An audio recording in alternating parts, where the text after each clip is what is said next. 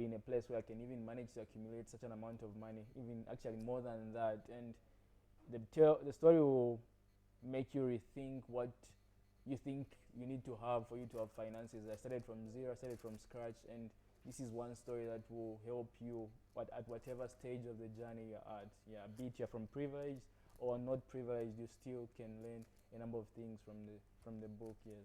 That's a very interesting story because on this show we've been talking about how to start from nothing, because most of the people, they think you can only start a business when you have a 20,000 capital, 10,000, but now in a place where you have nothing. So like how can someone start from that place where they have nothing?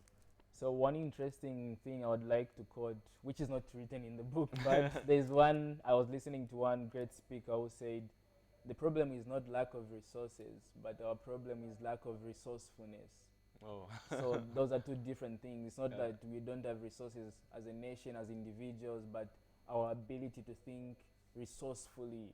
You have a skill, you have an ability, you have a talent. How do you scale with that so that it starts drawing resources to you? So that's the starting point. Because even in my journey, I thought I was not having financial capital to start a business, but in actual sense, I had skills. Like, for example, I'd worked at a computer business center and I'd gained that skill. So me going into university, I thought that skill would not be of use until I realized that I can actually use this skill to generate some funds for me, and that's how I started. From there, I've experimented with over 10 ideas, business projects, and I've tried to learn new things from each before even jumping to the next, or maybe before scaling to a bigger project. So start small, start with what you have. It doesn't always have to be money. Even just an idea and interest is enough to spark the journey to your first 100,000. Yeah. So like just a simple question. Like you started doing business in which year? I started doing business when I was just in first year. First year. But it wasn't seriously taken, because I was like, it was a by the way thing just to keep me with some funds. You make a 50 kwacha after a week, it passes. But when I reached third year, I think I started taking things more seriously, and I started picturing my life in the entrepreneur line as compared to the job sense. Yes.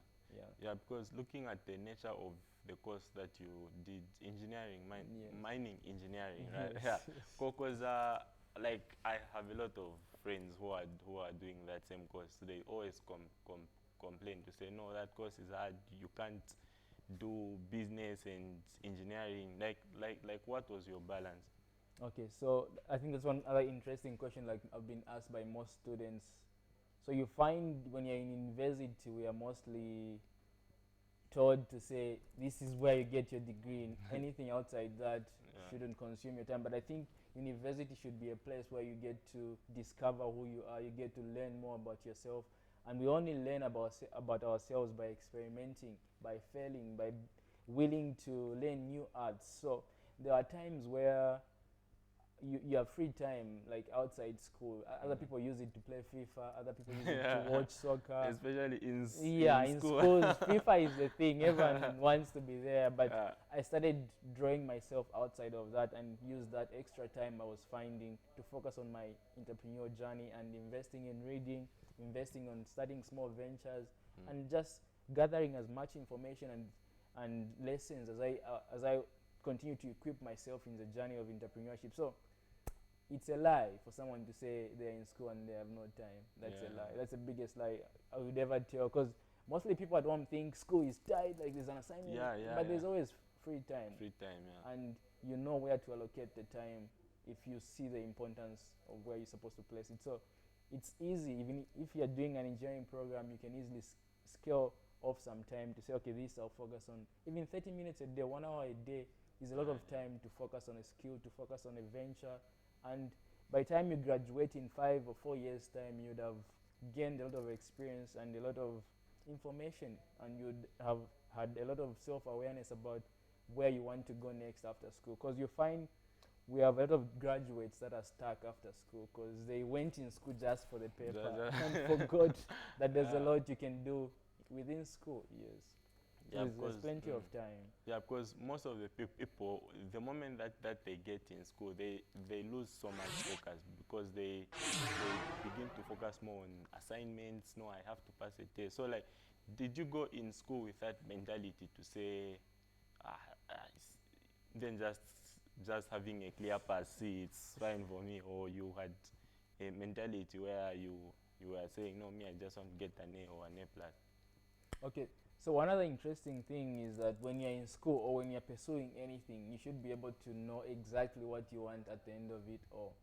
So initially, my going in school was to find employment after I'm done with my degree. Then along the journey, I discovered to say actually entrepreneurship is more interesting than what I Yeah. actually went in school for. So my focus while being in school shifted not only to wanting to get a degree, because my initial wanting to get a degree was a job, but the fact that I knew to say I would possibly focus on entrepreneurship after this, I started also giving it time. So I built up momentum. By the time I'm getting my degree, not to say you should be at a point where you start getting zeros and all, Yeah. but you should be at a place where you know what you really want out of whatever you're doing, and that will actually help you to know where you place your effort, where you place your emphasis on. So it's a gamble between trying to win both ends, because you find even in my pursuit, I knew to say one of the two will suffer in the way. It's either my entrepreneurship journey will suffer or my school will suffer, but try to be in a place where you can at least win in both of them, which I think I managed to do, because I'll be graduating next month with a degree in mining engineering, while having managed to even make over 100,000 while still being in the same school setup. Yeah, that's very much interesting. So there's a point where like school gets tough and all that. So when that point reaches, were you trying to sideline the entrepreneurship, or you used to be there also? Okay, so there was one time, like I had mentioned, I had known to say I'm more interested in entrepreneurship, and school is there because I somehow want to use my school papers for some other reasons. But there's a place where I failed to balance to say what gets my attention between school or is it entrepreneurship. And I remember at one instant I even dropped out of school. Oh. So for me it was that deep to go into entrepreneurship that I was willing to put school aside. But after some time, I started to restructure and went back in school to continue where I'd left. And that costed me a lot, because I was made to repeat an entire academic after I failed, because I had stayed outside school for a couple of months just pushing my entrepreneurship journey. Then midway I was like, let me just go and finish up what I started. Going back, I reached at the point where we're going into exams, so I didn't perform well, I failed, and I was made to repeat an entire year. So instead of spending 5 years on my engineering degree, I spent actually 6 years. So those are some of the prices someone has to be willing to pay. When you want something that bad enough, like, you know that you have to pay the price, which is one thing. We want it easily without having made proper investment. So school gets tough, yes, but I think my entrepreneurship journey always had a place to demand more attention. So that same particular time where you wanted to, like, the time where you dropped out, what made you to actually drop out? Is So it like, because of the finances or something? no, it's not even actually about finances, because at the time I was, in my entire stay in school, I was on bursary, 100% government sponsorship, so I was just paying a fraction, just a small amount of money. So finances were not mainly an issue when it comes to my stay in school. But like I had mentioned, I'd reached a point where for the first time, I knew to say I won't need to pursue employment after this. So, like, being in school lost sense, lost meaning. So I was like, what's the point of pursuing this paper if I know initially I wanted to get a job with it, then I won't get a job. What do I do next? So I needed to withdraw for a bit and just restructure my reason of continuing to be in school, until I realized to say there's more to a degree than just getting a job. And after I realized that, I had to get back and get to restructure and get to journey again with the school programs. Yes. That's very good. So for someone who is watching this show and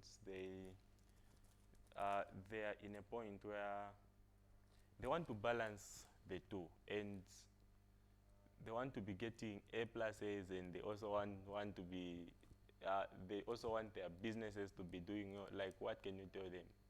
Is it possible to actually have both the business And the school. and school like thriving? So like I think, like I've mentioned, you need to just figure out how to structure yourself. There's plenty of time, like I've mentioned, but it will demand a lot from you. Yeah. So if you want to get A pluses at the same time succeed in your business, you need to be very smart and be at a place where you are very strategic. For example, purchasing this book or maybe getting to read this book will make you avoid certain things that I had to learn the hard way. Oh yeah. And you possibly avoid certain mistakes I made. Because, for example, when I was in school, like I run a t-shirt printing business, which is a branding business, and so you'd find I would spend the weekdays collecting orders while still doing schoolwork. Then on the weekends, I would travel from Kitwe to Lusaka every weekend to go and process the work and then return back to school on Sunday evening. Yeah. But someone who learned from that story through reading this book will be able to avoid such kind of time wasting moves I was making. So you can learn from what I've failed with, and you can also improve on what you're already doing. So it's possible. I believe anything is possible so long as you're willing to give it the time and strategically use the best tools as possible. Yeah. Because like even in the last year of my school, I'd started making a lot of balance, because initially when I was just starting out business, my grades went well low. But in the last final exams, I was managing to get above 70, above what, but still maintaining my business progress. Yeah. So I think for me, I learned it the hard way because it was try and error. But when you pick this book, you'll be able to learn lessons that will help you avoid certain mistakes that I made. Yeah. So if you are to be given a chance to go back, would you like to change anything? No, like Why? I think every story or every mistake, every problem I've encountered has built me to be the person that I am today. And I feel without one single failure, I wouldn't be as driven and as self-aware as I am right now. So I feel like every encounter I came across really revealed the best side of me, and it taught me a lot about me that I didn't know. So going back, I wouldn't want to change anything. Yeah. Yes. So like if someone was to get this copy today, what exactly can they benefit from So the book? just from the title itself, making your first 100,000, someone who picks this book with the thinking of maybe this guy is telling us how to scale from 1,000 to 2,000 to 3,000, Yeah. but this book will teach you more than that. It will actually open your mind to what we've been mostly forcefully taught about finances, about money. I think the barrier for me was that I was taught money in the wrong perspective. I was told money is the root of all evil. You don't need money to be happy. You don't need, like when you're from a poor background, it's hard to make it. Such kind of things really crippled my ability to see beyond them. So I think this book will redefine a lot about what you know about money, and it will also give you God's perspective about money, which will be a plus in that you'll not only be operating on the worldly perspective of money, but you also know what God really wants you to do with money and how you can easily attain it. Yeah. So it's just simple basic rules that were not properly explained to us that I began to learn and I began to experiment with, that really turned into 100,000, which I believe if everyone was to pick up would make way more than 100,000. No, yeah. Yeah. So like what was that particular thing that made you to start like to come up with this pursuit, to say no, I have to make money now and all that? So one other thing that I consider my passion and my purpose is the charity venture, the charity project we do under my dream projects, where we sponsor kids. We help out in clinics, in hospitals, also prisons, homes for the aged. We've made donations there. So currently my dream project is sponsoring over 50 kids as of last year through school. No, that's So nice. in starting that project, I always put the weight on myself. I was like, if I'm going into this venture, we guarantee these kids, so we'll pay for their fees. But what if those guys I'm depending to sponsor these kids are not available? Are we going to let the kids go out of school? So when I wake up, I put that weight on myself. I have, like, much as MDP has existed because of the help of external people, like external donations, external funding, but I always put the weight on myself to say I need to figure out how to scale this. I need to reach more people. So my focus really changed in pursuit of money. Initially, I wanted to just make money for the sake of making money, to show off, pride and all.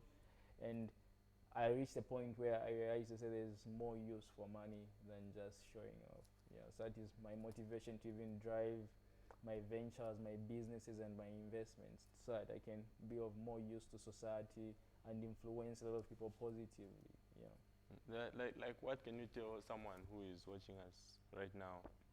Like what's the kind of mentality that they need in order for them to be in line with what they want? Yeah. So one important key thing that everyone needs to come to reality with is the fact that you are unique, the fact that there's no replica of you, there's no one who can do the stuff that you can do, and it is only coming to realize your purpose can you be of use to society, and can you live within God's intentions for your life. So I see purpose to be God wanting you to fulfill his mission, and the fact that we are all made in the likeness and image of God signifies to say we are all intended to be here at this particular time. And if you're doing anything outside God's purpose for your life, you're basically wasting your time. So I would wish a world where everyone realizes their full potential, their full worthiness, and they go after that which God really wants them to do with their lives. So, but we've been living in a society where parents decide to say you do medicine, you become a doctor, you do engineering, without fully taking the chance to say this child is unique, he has his own uniqueness that can actually be of more use than pushing him to a field that is not even passionate about. So self-discovery, finding yourself, is the best thing you can ever do for yourself. So in the pursuit of making your first 100,000, do you need to have it at your back of your head to say no, it's just about money now, it's about money. So one interesting thing is I wake up one morning, so what I normally do is I account for all my expenses, I count all the money that I'm bringing in, I account for monies that I'm giving out. So I keep records of that since 2017. So one day I pick my laptop to just look back and see how far I've come. Then I realized to say I've actually amassed over 100,000. So I was like, wow, I've actually made more than this. So this is to tell you to say, I didn't have it in my mind, say I'm making 100,000, I'm making, no. Like, I was just focusing on doing the work, focusing on pushing the actual work.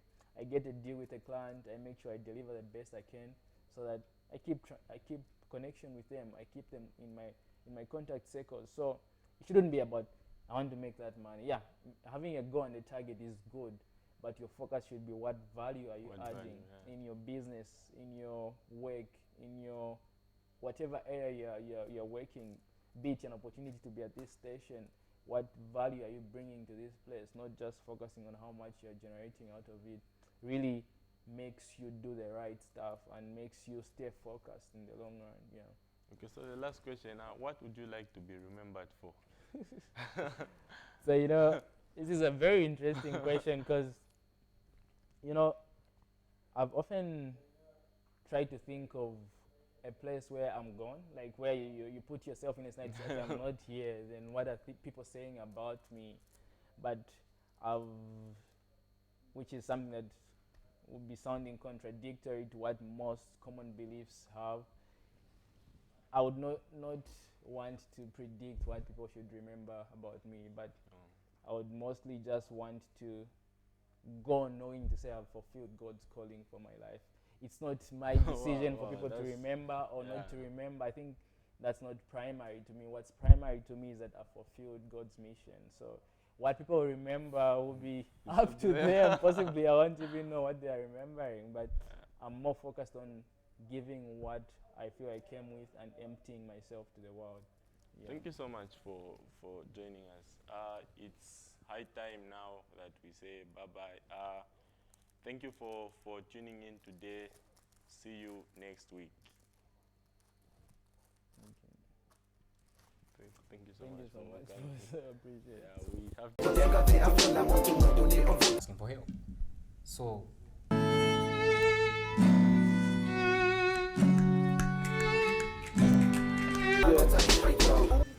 it's a Thursday and it's your favorite show of your week, and we are back on your screens. You know, Jesus interacted among them. He went with the tax collectors. He went, it says, hey, Zacchaeus, I'm happy. That began before the beginning began. He that will never end, even if end was to end. Cried, you wiped away my tears. Very good. Cannot have any fault.